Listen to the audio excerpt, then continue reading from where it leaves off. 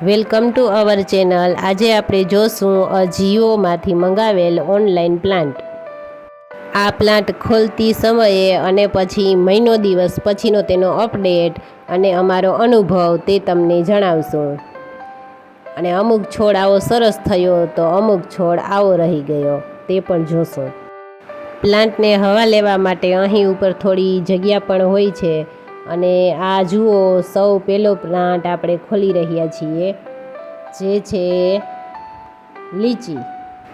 અમે આ છોડ ગ્રાફ્ટેડ મંગાવેલો હતો, પરંતુ આ ગ્રાફ્ટેડ ન નીકળ્યો, બીજમાંથી ઉગાવેલો નીકળ્યો।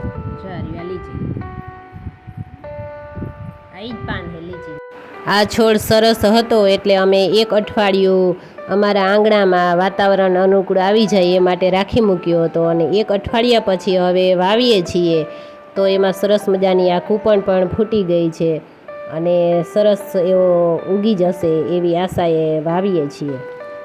આ છોડ તંદુરસ્ત તો છે પણ ગ્રાફ્ટેડ નથી, એટલે 4-5 વર્ષ પછી જ આમાં ફળ આવશે। જો ગ્રાફ્ટેડ હોત તો 2-3 વર્ષમાં ફળ આવી જાત।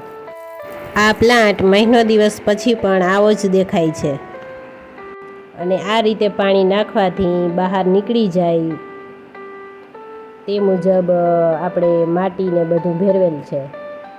હવે બીજા છોડને જોઈએ જેમાં ખૂબ સારો અનુભવ થયો।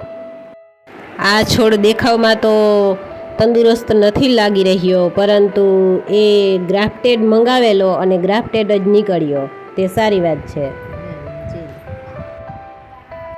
આ ચેરીના પ્લાન્ટને આજે જ રોપી દેવો પડશે, નહીં તો તે સુકાઈ જશે એવું લાગે છે। એટલે માટી, ધૂળ, ઝીણી કાકરી, ખાતર એ બધું લઈ મિશ્રણ કરી અને આપણે એક કુંડામાં તળિયામાં કાંકરા નાખશું અને પછી ધૂળ અડધી જાજી ભરી લેશું અને એના પછી આપણે આ છોડ છે એને રોપી દેશું।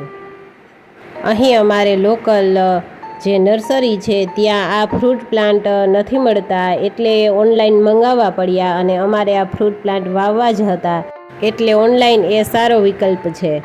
આ 15 દિવસ પછીની પ્લાન્ટની સુંદરતા